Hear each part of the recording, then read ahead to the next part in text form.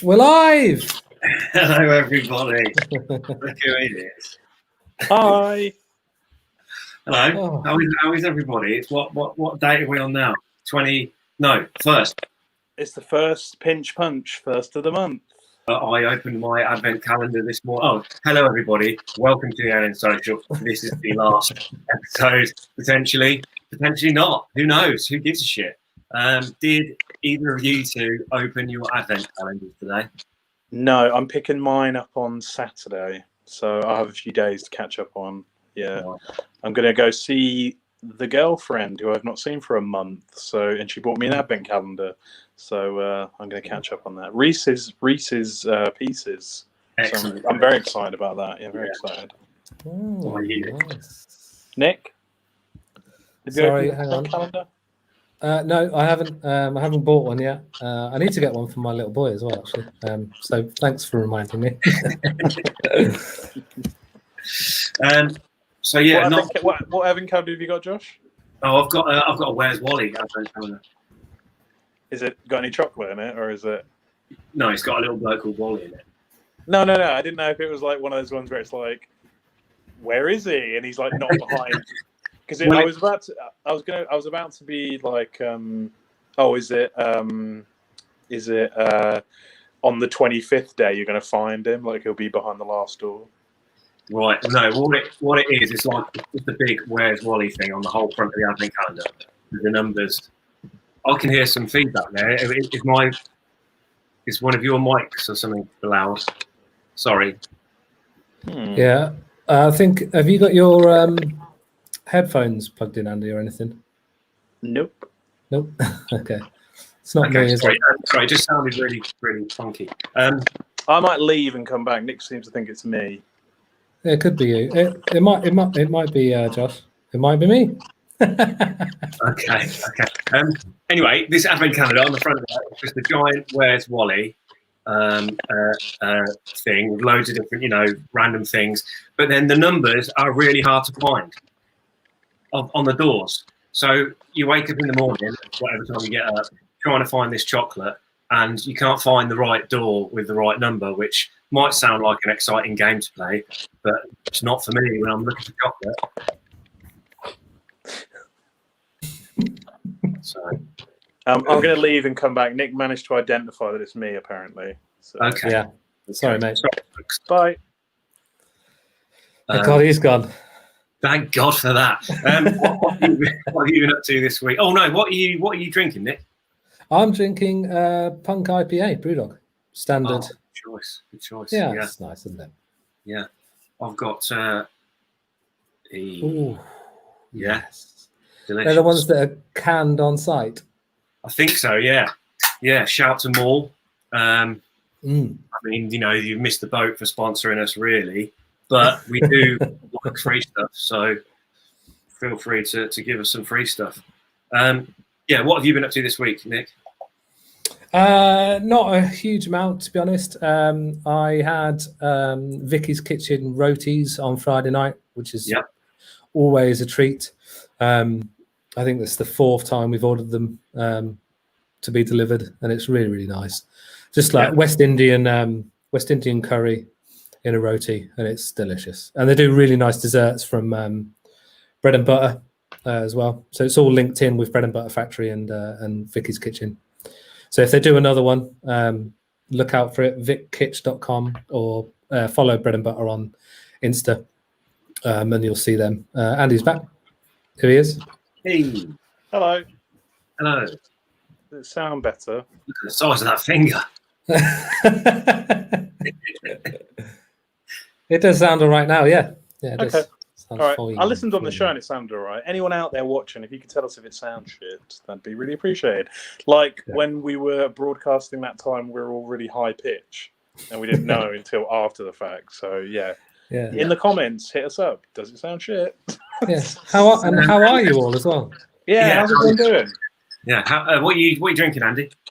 I'm again working my way through the free box of Signature Brew that my friend Charlie sent me.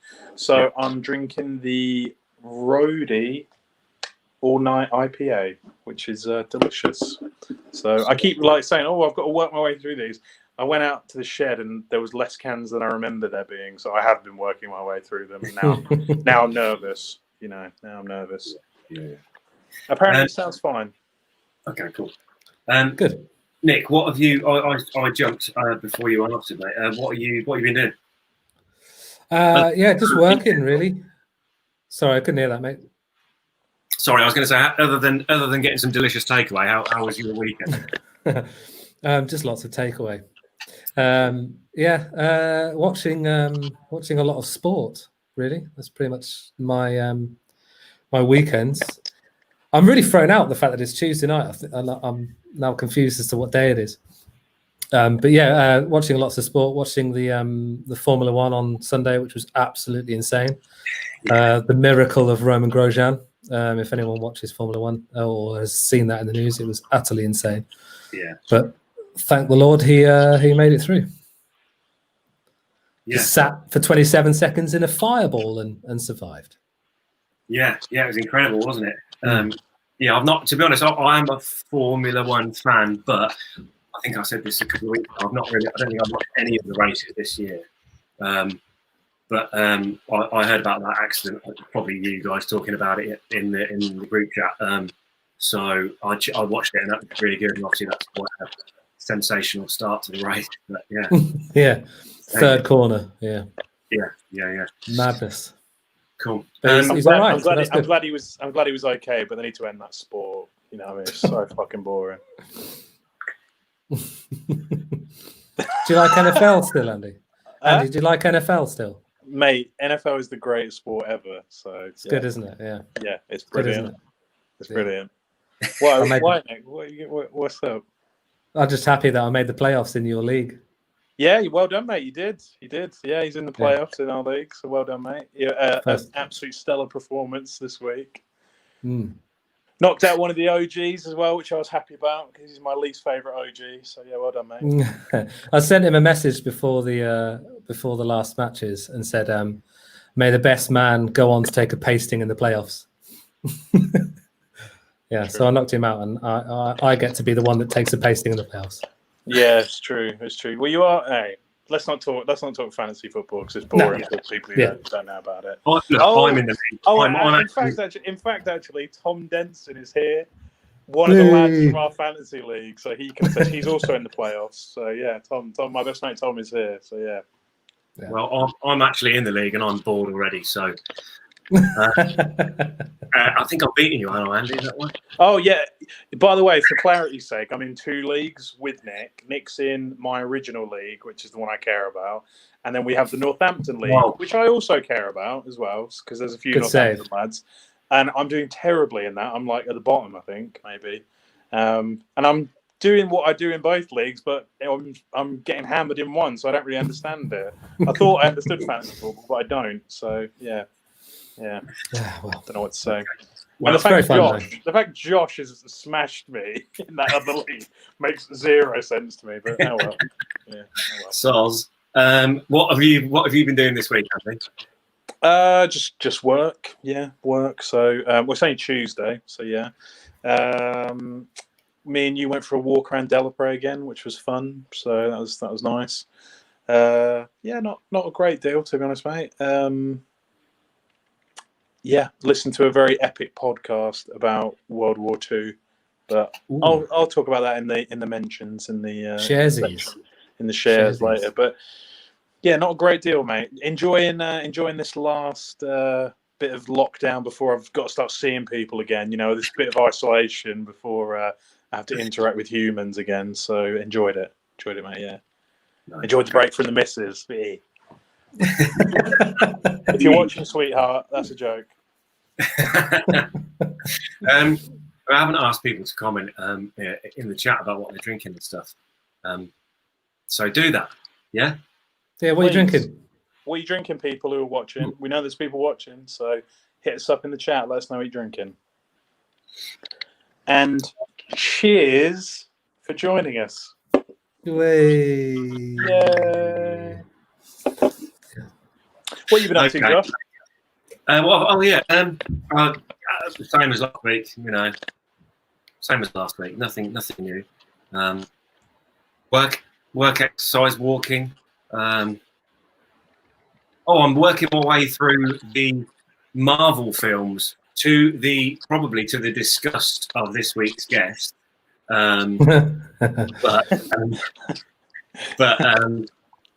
Yeah, I thought it was something to do, and I'm not sure that I've seen them all. I think I've probably seen most of them. I have a terrible memory for films and stuff. So yeah, apart from that, not a lot. But then tomorrow we'll all be in the pub, won't we, boys? Hey? Eating substantial meals. Yeah. Having a Scotch with a pint. Yeah, I can't wait. I can't wait to go on a pub crawl and then vomit from eating too much food, having to have a substantial meal in every pub. It's gonna suck. Yeah, we're all gonna get real fat. I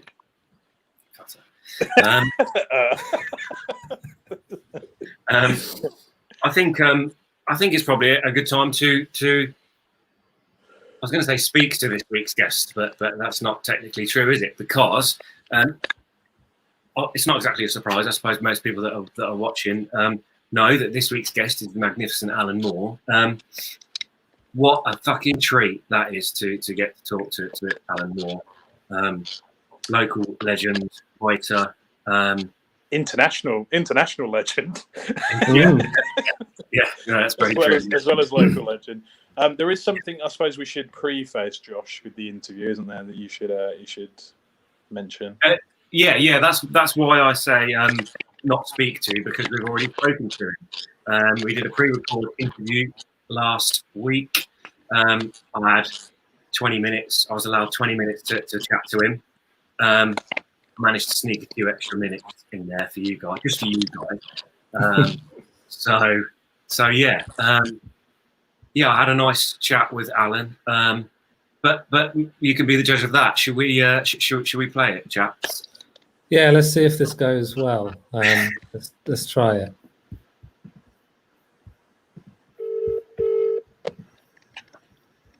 Hello. Hi, is that Alan? Speaking. Hi, it's Josh here from the NN Social. Oh, hello, Josh. How are you, mate? Yeah, not too bad. How are you? Not too bad at all, man. Not too bad at all. Good. Thanks for giving us your time. Hey, no problem, man. No problem. Yeah, cool. Well, I'll just tell you a little bit about the show. It was the idea of Nick Gray, one of the co-presenters of the show. During lockdown, he realised that he's just not only not socialising, but probably not talking to his friends as much as he was. So he thought that it would be a good idea to have a weekly meeting where we talk to each other about what we've been up to, what we've been doing. But also, Nick is a musician himself, as is Andy. So they have a lot of friends in Northampton that usually play music, but obviously not at the moment. So we thought it would be a good opportunity to not only get together and chat, but also hear some performances. So that's sort of how the NN Social came about. That sounds great. That sounds terrific. Yeah, I think it's worked quite well so far. And I mean, as I'm sure you're aware, there's plenty of creative, artistic people around Northampton, and at the moment, they're probably not doing as much as they have been previously. Yeah, well, I mean, Northampton has always been a sort of a secret treasure trove right in the middle of the country that's just full of amazing talent that very often never gets heard of beyond the limits of the county, which is a tremendous shame, you know. Yeah, exactly. I couldn't agree more. Really, it's been an interesting time. I mean, I know I've over the last few days looked back at some of your work, refresh my memory, and you know, a lot of it is, particularly things like Jimmy's End and stuff, are based or feature Northampton heavily. So yeah, I've got all the inspiration that I need right here, you know, and always have had. You know, it's sort of anywhere else I can just imagine it. Yeah. It's whereas with Northampton, I've just got this incredible sort of coal mine full of historical diamonds and, you know, diamonds of information. It's this place has got everything that I need, certainly. You know, What would anyone live anywhere else? Yeah, exactly. You know, that is my feeling actually. I mean, a lot of the stuff I do, whether it's for fun or for work or business, has been based around Northampton and the people. And I've been fortunate enough to travel to other places in the world, and they're great. But something about here, I suspect it's the people, makes me want to stay, and I can't see that ever changing. Yeah, I mean, my own personal theory is that it's the landscape that generates the people. Yeah, you're right, it's the people. But I think that we're connected with the landscapes that we originate in and grow up in and live in. I think that, speaking as a writer, you can't really talk meaningfully about a person without talking about the place that they've inhabited, the places that they've inhabited. You know, people come from a place, and that will probably do immense amounts to shape them. And and on the other hand, you can't really talk about a place without talking about all of the humans who pass through it, all the human lives that it's intersected with. We're completely connected up. We're inextricably entangled with the places that we live in. You know, I think that we're almost the same thing as the places that we exist in. Yeah. That's an interesting way of looking at it, because while I do love being in Northampton, I love being here because of the things that it has, and they exist because of the people that are here. So it is a mixture of the two. Now, obviously, at the moment, there's significantly less going on in terms of live events when it comes to art, music. But I feel like a lot of people have adapted, perhaps because they've had to provide different things, and musicians that can't gig, and people have learned to record and learned to live stream and things like that.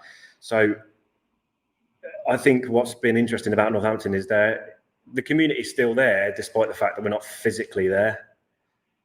Sure. Absolutely.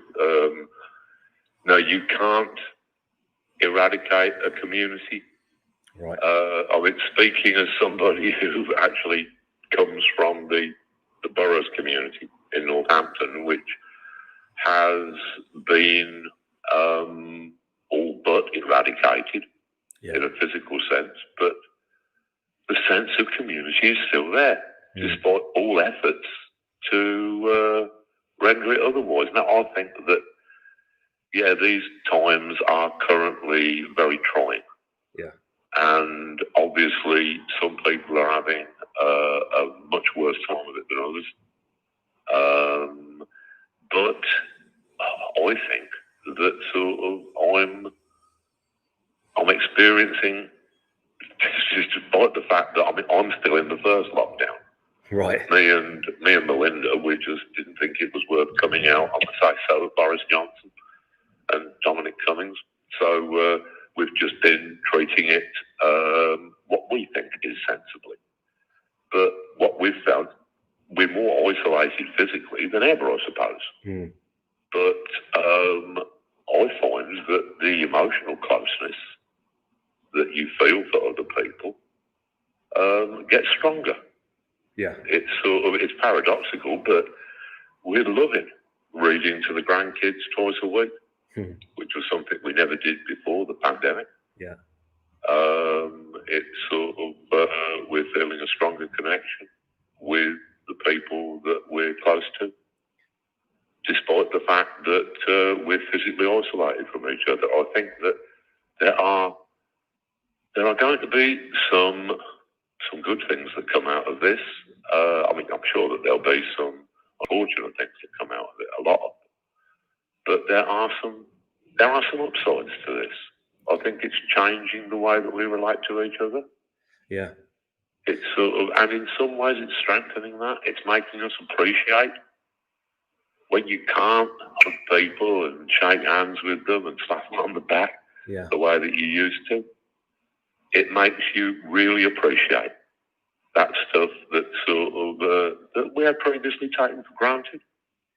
Yeah. You know, Yeah. I think that there are some useful lessons to be learned by all of us in this. Well, it's going to be a difficult time, but we can come out of it with something that we didn't go into it with.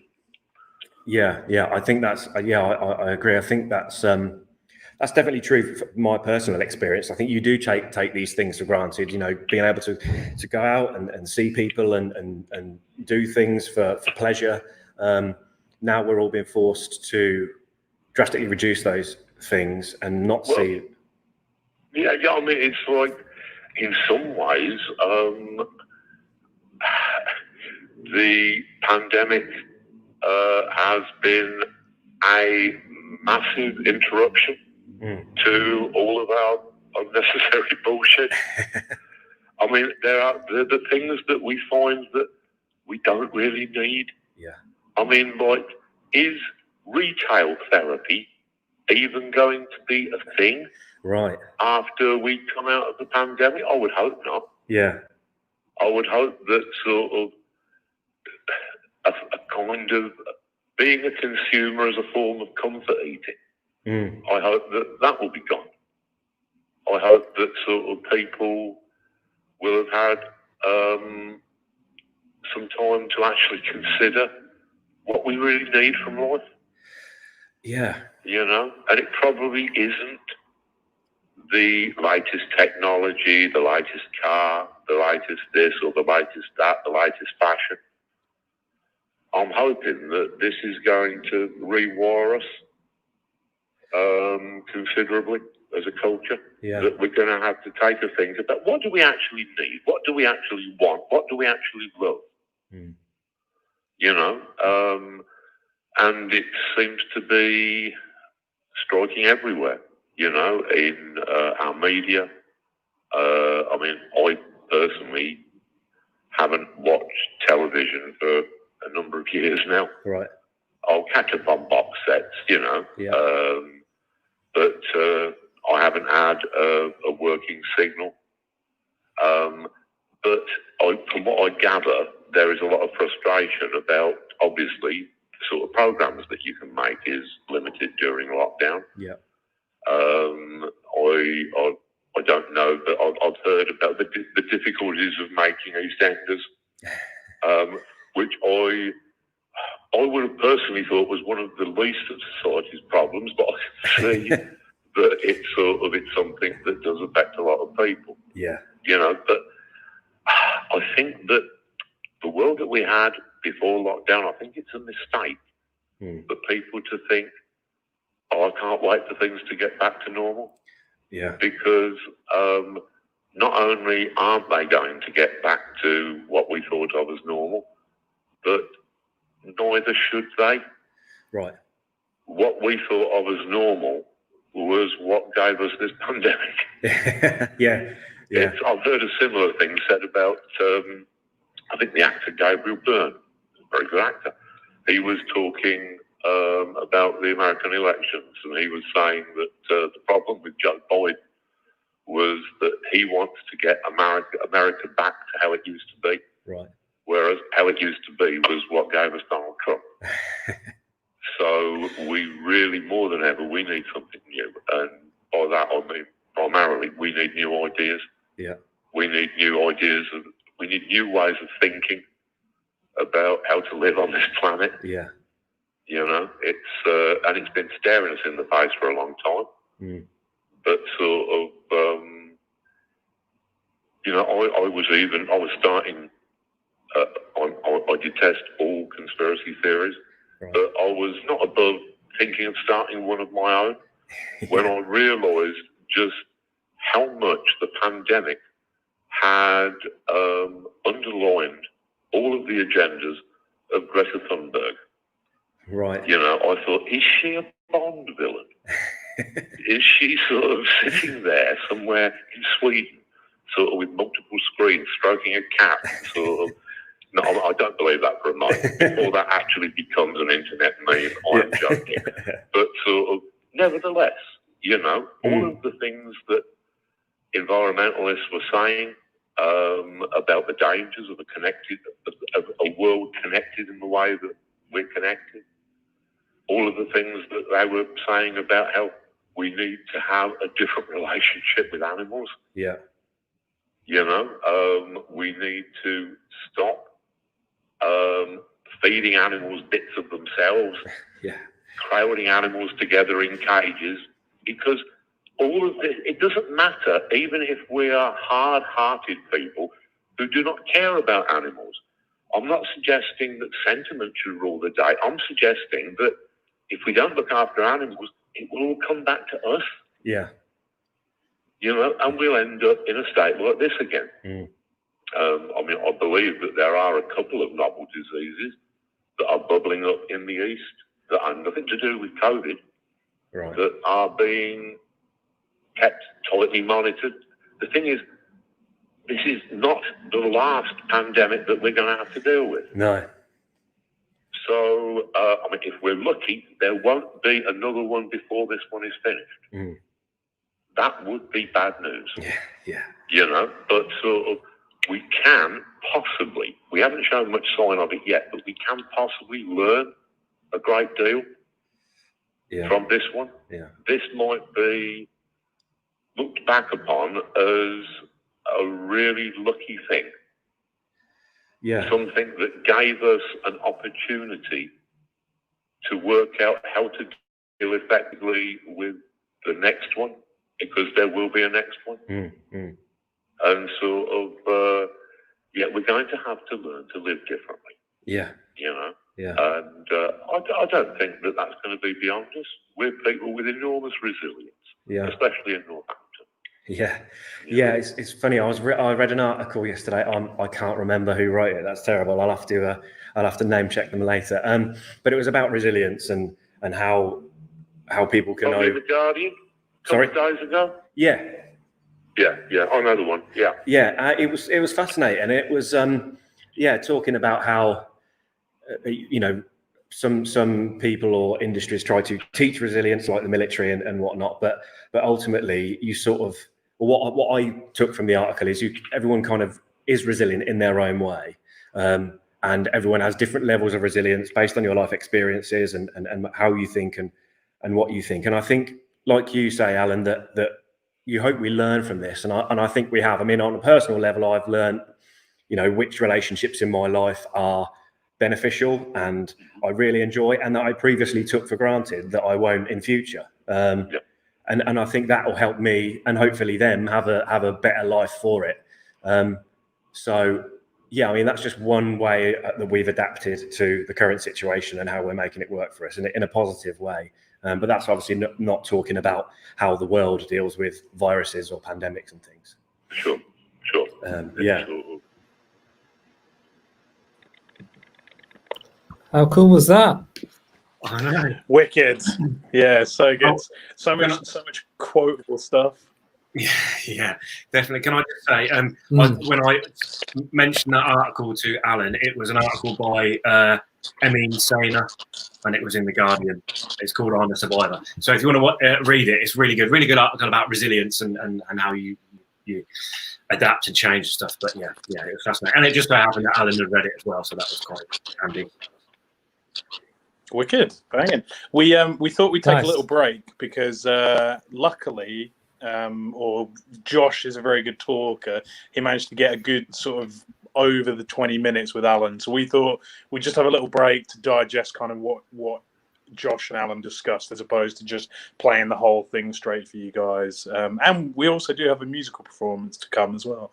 So yeah, we just thought we'd have a little break and stuff. So in terms of you speaking to him, Josh, then me and Nick already know, but you were saying how open he was, and I mean, you can kind of just hear it in the conversation. Yeah, I think so. I think that, I don't know if you know, I used to have a podcast myself, but I've had a good opportunity and the fortune to speak to lots of people, interview lots of people, and it doesn't matter how many times I've done it, I always think, like, am I going to run out of things to say? Or am I going to ask a question that they don't want to talk about? Is there anything I should or shouldn't say? It's always anxiety-inducing before that. But as you heard, Alan is such a lovely bloke that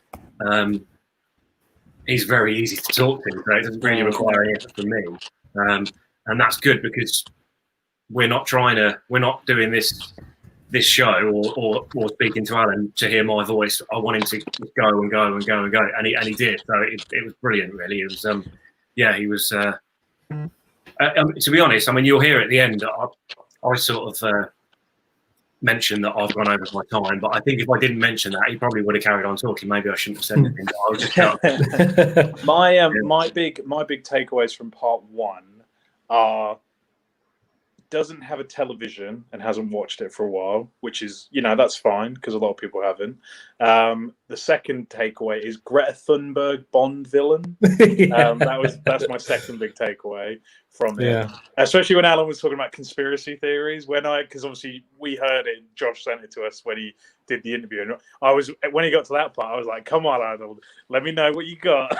Let me hear some 5G radiation." And then my other big takeaway, well, I suppose, is the fact that he just doesn't have an internet connection, which is why we had to do this. Yeah.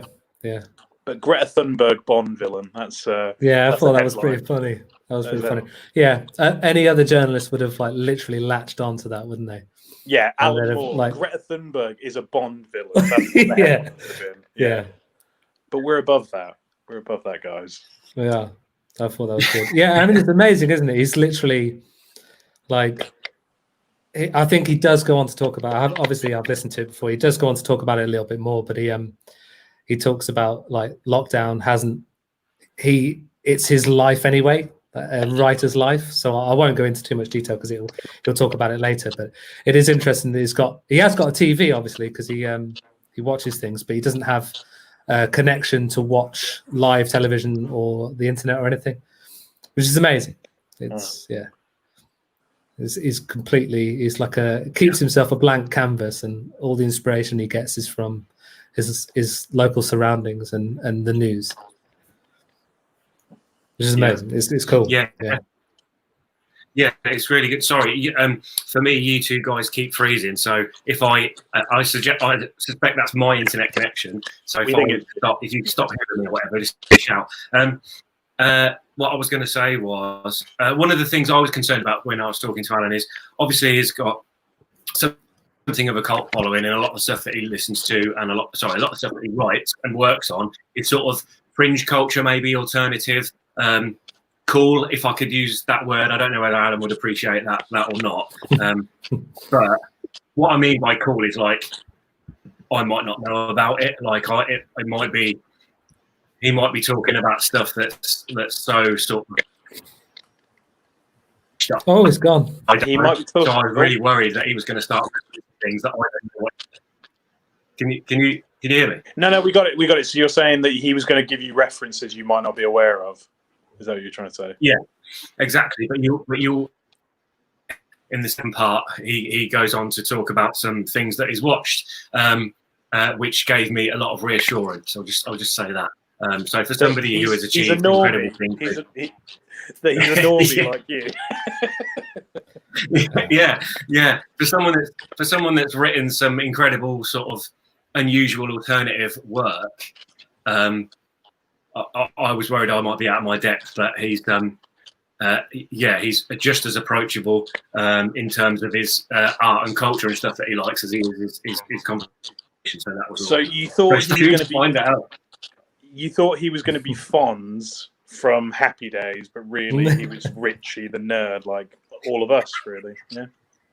Is that a good analogy? Have I picked a good analogy? Exactly. Okay. Well, I think we should crack on with part 2 of our exclusive interview with Alan Moore. Well, no. Tell you what. Should we play? No. Should we play? Our performance. Sorry, my bad. It's nothing unusual, Andy. Don't worry. No. Zany.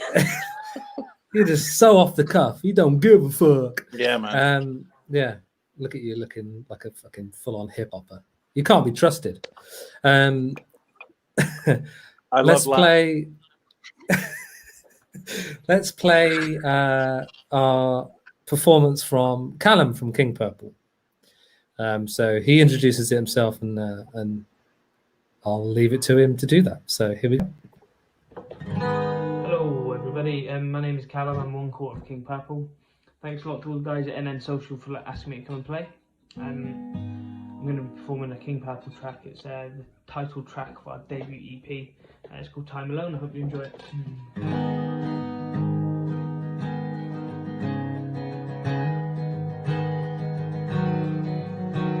Spend some time alone.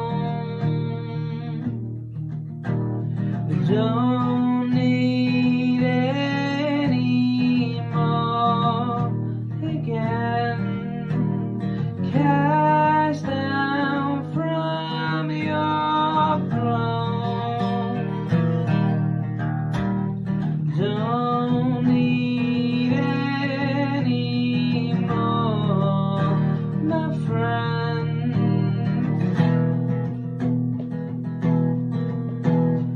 Based on the thought around everyone else, can't you see that you're blind?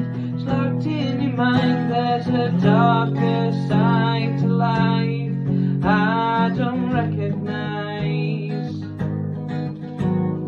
Just see the reason you hide in your lies. You surprise at the best times. I know it's alright, there's a brighter side to life. I just sympathize. Need to find the time. I never did nothing wrong. I always thought you would find. Never did nothing wrong. I always thought you were fine. Never did nothing wrong. I always thought you were fine. Never did nothing wrong. I always thought you were.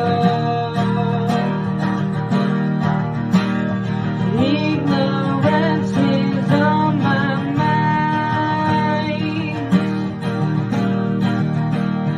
Talk to me as if I'm blind.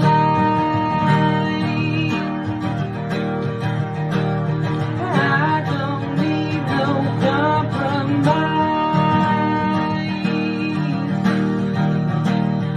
Rumors echo all the time.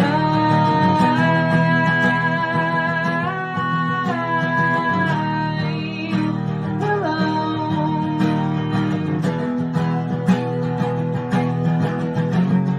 Based on the thought around everyone else, can't you see that you're blind? It's locked in your mind, there's a darker side to life I don't recognize.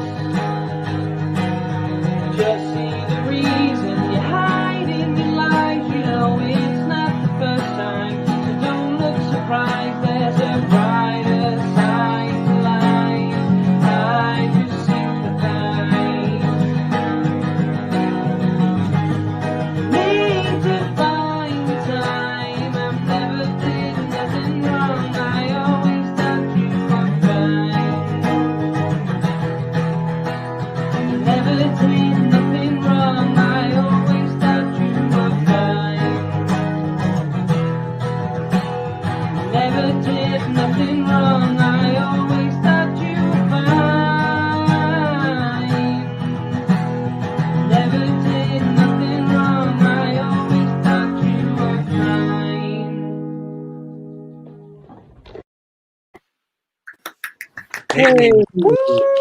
Very good. Let's get some claps in the chat, Alan from King please. Purple, please. Yeah, that was good.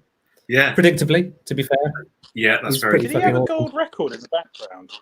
Huh? Did he have a gold record in the background? He did, yeah. Yeah. Yeah, it must have been Yeah. King Purple's first 7-inch, maybe. Hmm. I don't know. Just I saw it. Well, in I've the got a background, copy I was of- like, oh, I got a copy of Dire Straits' Brothers in Arms behind me, so am I cool too?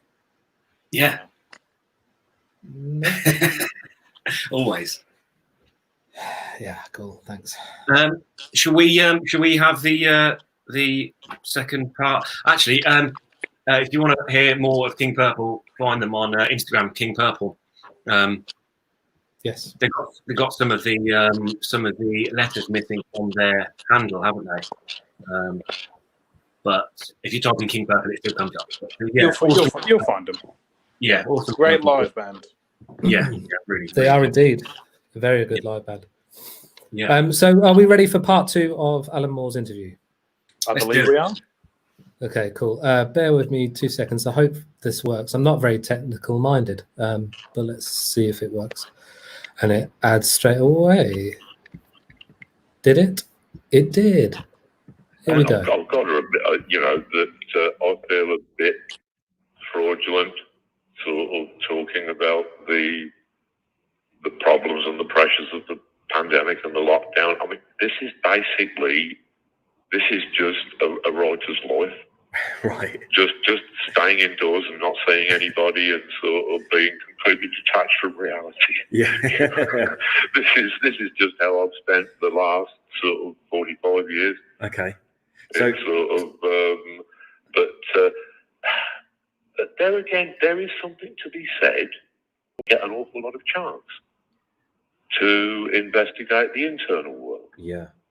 And there was a reason why some of those monks went into monasteries. There was a reason why withdrawing from the external world can be beneficial, Yeah. because it can allow you to actually explore the territory of yourself. Yeah. And I've got to say, I think that another thing about lockdown is the creative people, and yes, I completely understand that sort of a lot of my friends are performers. Mm. And that is something which is presenting huge difficulties. But as you say, there's things like streaming. There's ways around it Yeah. that we are slowly coming up with. Yeah. But I've got to say that being an artist, being a writer, being a musician, having any creativity, that is going to get you through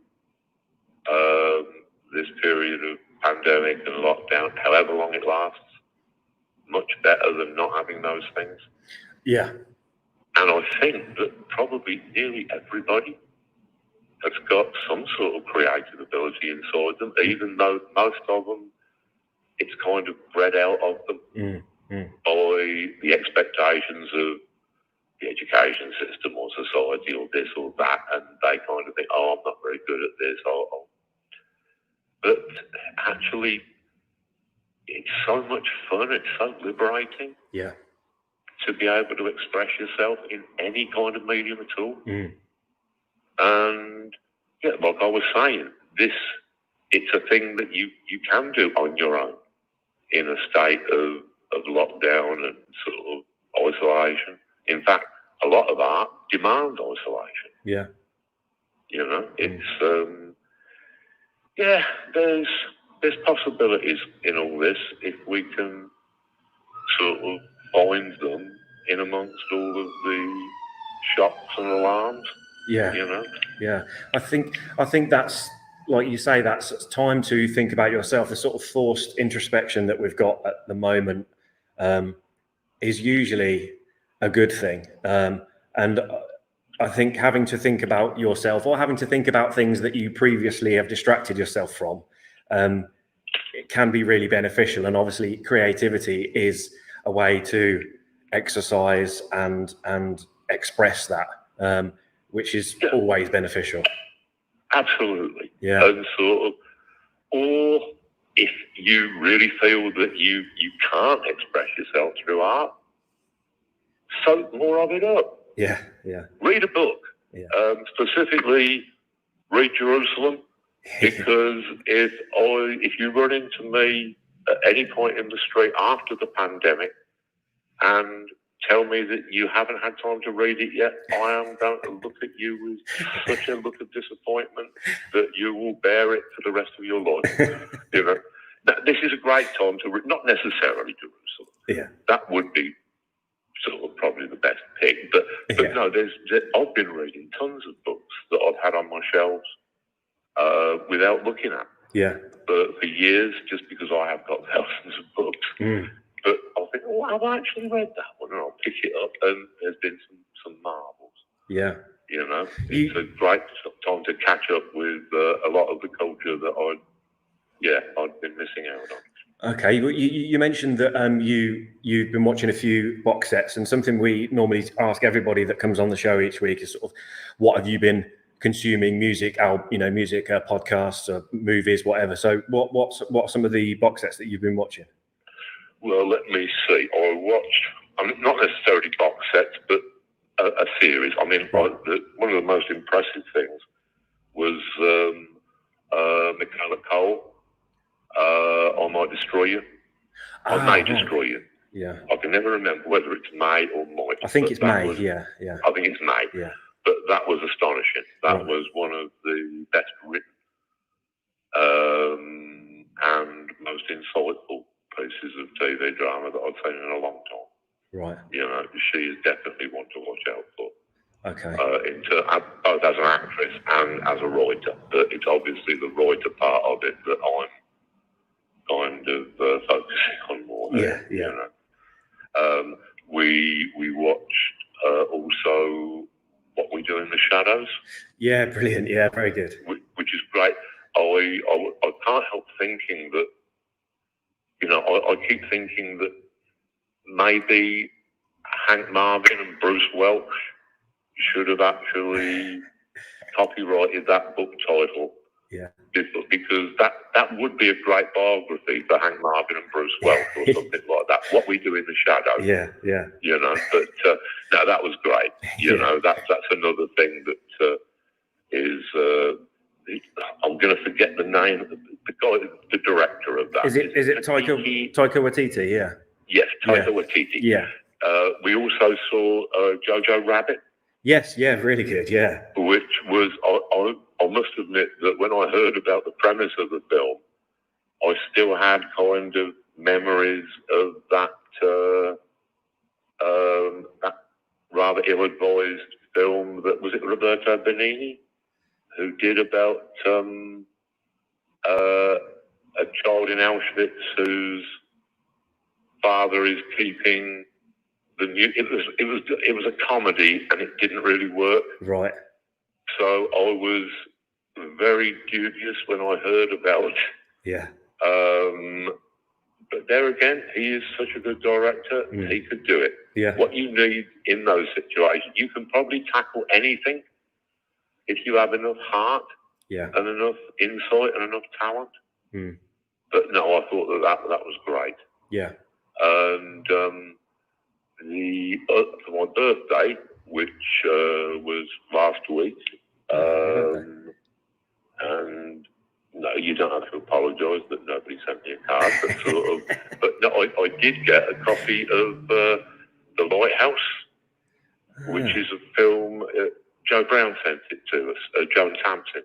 It was this film that I'd heard of because it had been talked about in one of the reviews of the show. Yeah. I think it was talking about what they were describing as like the new weird in cinema. Okay. A new approach to the weird, and although we've got nothing in common with The Lighthouse, we'd apparently been put into the same category. So I was very interested in watching it. Yeah. And it's got Willem Dafoe and Robert Pattinson. Right. And that's basically it. Yeah. There's just two men on a lighthouse slowly going mad. Yeah. But the cinematography is beautiful. The soundtrack is wonderful. The acting jobs are tremendous. You know, I've been a bit disappointed with cinema over the last few years, mainly because of the predominance of these stupid superhero films. Yeah. It's just seemed that they were a blight upon the industry, and I don't think it's just me saying that because I've got a horrible grudge against Batman. This is people like Ken Loach and Martin Scorsese and people like that saying similar things, that the superhero films have smothered the life out of big sections of the industry and seem to have dragged the audience to this kind of semi-infantile level. Yeah. But the fact that there are films, you know, that are being made that have got real vision and not a superhero in sight, that is that's something special. Yeah. Yeah. You know. So I'm trying to think. There have been other things. Oh yeah, we watched Daisy May Cooper. Yes. This country. This country. Yeah. Yeah. That was wonderful. Yeah. Yeah. She and her brother are real talents. Mm. No, we really enjoyed that. Yeah. We were able to watch. Was it 3 seasons? I think so. Yeah. Yeah. Yeah, we more or less watched them all back to back because we discovered it late. Yeah. And no, I thought that was tremendous. Yeah. That was tremendous. Yeah. Yeah. Really good. Yeah. Enjoyed that as well. Yeah. You know, I probably tend to go more for comedy at the moment. Yeah. But that doesn't mean that sort of, you know, something like The Lighthouse isn't going to be, or indeed like I May Destroy You. Yeah. Isn't going to be very, very welcome. Yeah. Yeah. Yeah. There's what else have we? There's been a few. I've probably forgotten some. Yeah. It's but so yeah, that's pretty much it. Yeah. Probably for the DVDs and box sets that I can remember. No, well, yeah. I mean, it's been a while, I suppose, since we've started watching these things. So yeah, that's understandable.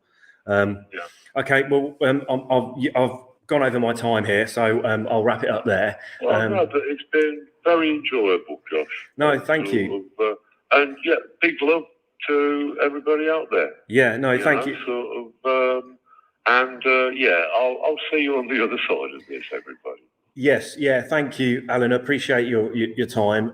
You're something of a shining light for creative people in Northampton. So yeah, I'm very grateful to speak to you. Well, that's lovely.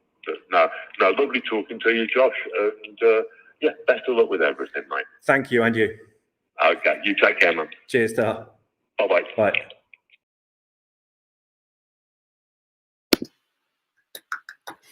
How cool was that? What a lovely bloke. Yeah. Very, very awesome. Well done as well, Josh. Nice one on doing that, mate. Because I clap to the chat for Josh. Asked him like the most hideous questions ever, and been like, "Have you watched the series Watchmen? What do you think of that? Do you think Zack Snyder's a dick for what he did to what?" You know, I just would have asked really. So well done on asking like normal person questions. Thank you. Well, yeah. I mean, you know, everyone wants to know the Johnny Depp question, but. Everyone out there, me and Nick pressured Josh badly. There's a rumor that Johnny Depp met Alan Moore for a pint in the White Elephant in Northampton when he was going to do From Hell. He wanted to like pick Alan's brain. And we were like, Josh, you have to ask him. But we put a lot of pressure on. But Josh was very gentlemanly and said I couldn't do it because I didn't want to be like, tell us about your famous mate. I just think it would, that it might make the interview go south. Well, no, well done, mate, well done. But no, yeah, no, you did a great job. And thank you very much, Mr. Moore. Thank you, Alan, for helping. Thank you, Alan. And Nick actually bumped into him in the shop last night, didn't you, Nick? I did, and today as well. Utterly bizarre, yeah. I mean, he lives around the corner from me, so it's not that weird. But I hadn't seen him for months, and then after Josh had done the interview and I'd listened to it, I bumped into him in the shop and said, "Excuse me, you Alan Moore? Thank you so much for doing it." And he was absolutely fucking lovely. And then today on my walk home, he was coming out of the shop, and I gave him a little wave, and he waved back. It was lovely. Oh man, what a legend! He signed a comic book for me once. I was literally buying. It's a mental story. I was buying Killing Joke. And he walked into the shop while I was buying it, and I was like, "Excuse me, Mr. Moore." I was like, you know, whatever. I was like early 20s. I was like, "Excuse me, Mr. Moore, would you mind signing this?" He said, "No problem at all," and he signed it for me. So yeah, very lovely. Yeah, the legend of Alan Moore goes so far. Like I was on tour in America, and I was in Nashville. I'm not fucking saying I'm cool. but I just happened to be in Nashville. Just played a gig in Nashville, and we went to the pub across the road and managed to get a lock in because we're booze hounds. That's what we do. Because we're British. Right. Love booze. And then there's some, obviously, the American staff were hanging out with us, and we were having a great time. And I mentioned that Alan Moore lived across the road, and the person I was with at the time talking to just lost their shit. Like, what the fuck? They almost thought he wasn't a real person. I was like, no, he is. He walks around. He walks with a cane. He's got a big old grey beard. Yeah. Yeah. I saw him She having dinner absolutely at lost her Pizza shit. Express once. You know, that's how normal it is. You know. Yeah, and he wasn't sweating. No, he was fine. I was, but he was fine. You know, he was fine. Speaking about our famous Northamptonian, that's right, isn't it? I'm right in saying that. Yeah. We obviously asked our amazing people out there, because we didn't have a live guest on. We wanted to know what famous people had seen in Northampton. So we put the question out to you, our lovely audience. I've got a few of the responses here.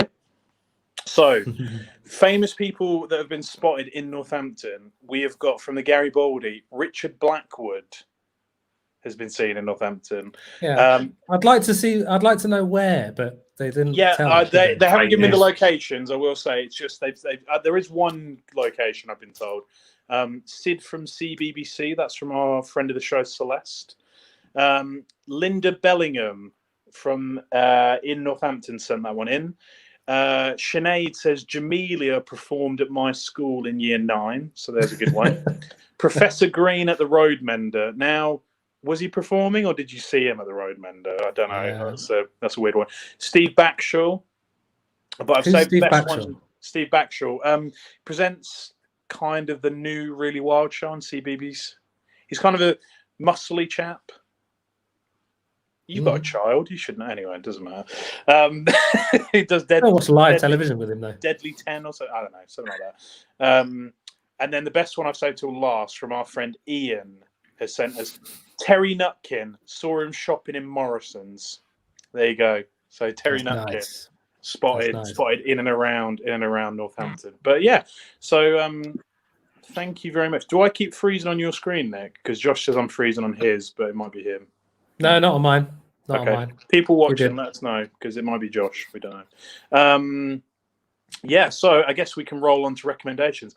I was amazed when I listened to the interview just how, again, kind of like what Josh says, you think that Alan Moore, well, you know, you have your perceptions of people. You think he'd have some crazy, well, I watched this, you know, and this. But then the fact he's just loads of comedy. I watched This Country, you know, was quite refreshing to kind of have, really. But again, we put the question out to people watching. We've had 2 podcast recommendations. So Podcast Soundtracking, which is presented by Edith Bowman, I've been told is a very good podcast. And Rolling Chunder Beer Reviews is another one that have been recommended. I've never listened to these. I cannot say if they're good or not, but the good people of Northampton have sent them in to us and have recommended them. Is that anything to do with the Rolling Thunder Band? It could be. Could be. They're a local band. Oh, got it, right. Yeah, I don't know if it is, but that's what I thought when I saw it, but maybe that's just a coincidence with the name there. I don't know. No, it'd be brilliant if it is. It would be. Yeah, that makes way more sense. So yeah, okay. That's a great offshoot. If they haven't done it already, they should have. They should do it. Yeah. Recommendations from me. I'm going to start tonight because I'm already talking. I haven't got a lot, but I watched a film called Possessor, which has come out on streaming.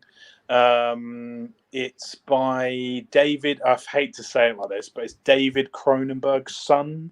It's his film. I cannot remember his name to the life of me. Cameron Cronenberg, maybe.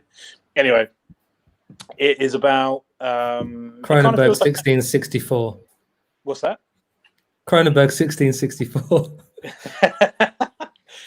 It kind of feels like an episode. It wasn't funny the first time. Sorry. It was good. I'll give you that. Yeah, it's basically about an assassin who can use a piece of technology to possess people, to assassinate people, and the people don't know they're doing it. So if you like Black Mirror, I recommend it. It basically feels like a feature-length Black Mirror episode, but in typical Cronenberg fashion, it has really mental visuals and some really kind of like mind-warping bits. But highly recommend it. Possessor is called. It's just come out on streaming. I had to rent it from Amazon. It was like $4.99. So if you want to illegally watch it, I'm not going to stop you. But if you want to throw some money towards the creators, I'd say do it. But yeah, Possessor. And But then, the apple didn't fall too far from the tree then. Exactly. Yeah. Exactly. Yeah, exactly. So it was cool though. It's got an interesting cast as well. So I recommend that. And then podcast, I'm on part 3 of Dan Carlin's Hardcore History of Supernova in the East about the Asia Pacific War. Highly recommend that series. 4 hours long each part. Very worth it. Check it out. Very in depth. Nice. Nick? Okay, yeah, I'll go next. So I've been banging on about the War on Drugs podcast. So that has it only went live last week, but there's 2 episodes now. And the whole premise of the podcast is to talk about the live album that was released on Friday, which I've already listened to about 7 times. They really genuinely are like the best band in the world at the moment. But the podcast is really interesting. If you're a musician, it's very, very cool. If you're not a musician, it's still pretty interesting. Just the way they've adapted parts of their songs live and how they chose the different takes for the live album. So it's just very, very cool. Like they're a band that do things very organically, so they will quite deliberately take a long time to decide on the songs that are on the record are like 4.5 minutes, and they'll go, oh, how can we do this live? And it will be maybe, let's just drag it out. Let's do an intro that's quieter, or we'll do like a cover like in the beginning of it and then lead into the song. And there was a really cool part. I think it was the drummer that said it, where they said the band is literally finding, they start the song and they find a vibe and then they stay there for as long as possible, like a pulse. And they find that groove, and it's just really, really interesting to do it, to hear it. But like for me as a songwriter, those guys are so far ahead of me. Like I can't even compete with them. They're just geniuses, all of them. Genii, maybe. But anyway, yeah, that podcast is great. And the other thing, I would like to recommend Life is Beautiful by Roberto Benigni. How cultures. I said it in the comments, but it's actually it's a really endearing film. Does it soften Nazi Germany? Does it soften the war? Yeah, a little bit, but that's kind of the point. Thank God it's the last show. Yeah, the idea of the film is that he's pretending to his children that there isn't a war happening and nothing bad will happen to them. And the whole premise is that he's keeping all this happy, go lucky, I'm the lovely dad and you're all going to be okay, whilst this horrendous stuff is happening across of Europe. And I don't know if anyone remembers, but he won an Oscar for it. And he leapt out of his seat and bounced. That guy. Yeah. He bounced over like several rows of seats he when like he won had the his Oscar. glasses on. He got up on the chair and stuff. Yeah. And I think it's a very endearing, very lovely movie. Obviously about a very difficult subject, but I think it was great. It's very old now. It's probably about 20, 25 years. Yeah. It sounds a bit like Goodbye Lenin. That one. Very much so. Very much so. Sounds a lot like that. Yeah, the Daniel Broad one. Yeah, which is a cool film. That's hilarious when they like the Coca-Cola sign and they just pull the blind down so his mum doesn't see it. But yeah, Goodbye Lenin. For anyone who hasn't seen that, Goodbye Lenin is about a boy, a teenager, well, he's probably a young man, who tries to pretend that the Berlin Wall is still standing because his mother has had a heart attack, and if she is shocked again, she might die, and she's a stout communist, so they pretend that the Berlin Wall is still standing. It's amazing. Really good film. It's one of those films that works so well because it's a very dark subject but dealt with very lightly. Yeah, it's very fun. I think it's really good. What you got, Josh? I've not really, other than watching some of the Marvel stuff, which I don't. After speaking to Alan, I decided to check out. Alan won't like me if I watch that. Yeah, I've been watching with my son Seb, who's absolutely obsessed with the Marvel stuff. So I like it's for kids. I like it's for Alan kids. Moore. What can I say? Yeah, what can I say? I've been listening to. I listened to Adam Buxton's latest podcast, which is great. But I mean, I listen to every episode of his podcast. But that led me to, because I think he mentions it in this week's episode, that he did a couple of episodes. Carrie Lloyd's Griefcast, which is a podcast where Carrie Lloyd talks to comedians about grief, about death, and how they've dealt with death and stuff. So it's quite a morbid subject, but because they're comedians, it's funny and serious, obviously, in places. But like I think it's always interesting how people deal with terrible times, whether it's grief or whatever it is, stress, whatever, and what I like, one of the reasons why I like stand-up comedy is because they're able to articulate a thought or an idea in a really succinct way. They can say in one sentence what takes me 5 minutes to say. So I think that's particularly true in this Griefcast thing. Whether or not comedians have a different type of mind or a different way of thinking, maybe that's too general. But it is just interesting to see their interpretation of how they've dealt with it, and inevitably they just end up taking the piss out of it. And I like dark comedy and like gallows humour, so that helps. Yes, I'd recommend Adam Buxton podcast and the Griefcast. I've only listened to Adam Buxton's episodes of the Griefcast, so I don't know if the other ones are great or not, but they're definitely worth checking out. And there was something else I was going to mention. Oh, Louis Theroux's podcast, Round. It's actually with Michaela Cole this week, who Alan mentioned in the interview. Was it I May Destroy You? I've not watched it. Michaela Cole's latest project. But yeah, she is on Louis Theroux's podcast this week, which is great. So yeah, they're my recommendations for this week. Nice. Banging. Wicked. That's it. Whoa, it's crazy. Yeah, we're like pretty much at the end of the show. But as Columbo once said, there's just one more thing. Is that right? There is. There's just one more thing. There is. Josh is basically the best human in the world and has held all of these shows together. What are you doing? So we've got a little surprise for you. We've got a surprise for you, Josh. So I'm just going to play this video. Are you ready? Buckle up. A big long shot of your loaf. You love Jet from Gladiators. Yeah, Diane Udale's her real name. I actually sent her an email about 6 months ago. What did she reply? Tune in next week to find out. Hello, is that Josh? Josh Astrop? Diane Udale. I feel like saying Bond. It's not right. It's actually Jet from the Gladiators. And shaken, not stirred, always. I'm just wishing you all the best, Josh. I hear you're doing some fabulous work with the NN Social. And hello to all the people of Northampton.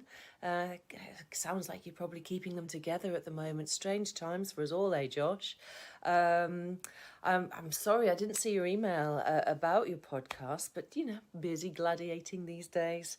I work as a psychotherapist, so I'm still working. But work's gone up a little bit, as people would well imagine at the moment.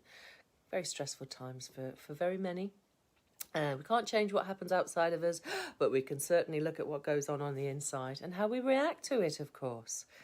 Anyway, God bless to you. Stay safe, stay strong, gladiatorially strong, and stay sane, Josh. All right, you take care. Good luck with NN Social, and hello again, and goodbye to all the people of Northampton. See you. Bye. Fucking Yes! yeah, from Gladiators. Let's get some claps in the chat for Diane Udale. Oh, I don't know. I don't know what to say. I don't know what to say. Or Diane I mean, Udale, as she calls You herself. made a young teenage boy's dream come true. You're very welcome, mate. You're very And, welcome. and did you get a number or? Yeah, that was one thing when we mentioned it. She said no. He sent me several emails. She told us how many emails you sent, so we decided not to arrange the number. I will say I didn't realise she's basically Alan Partridge.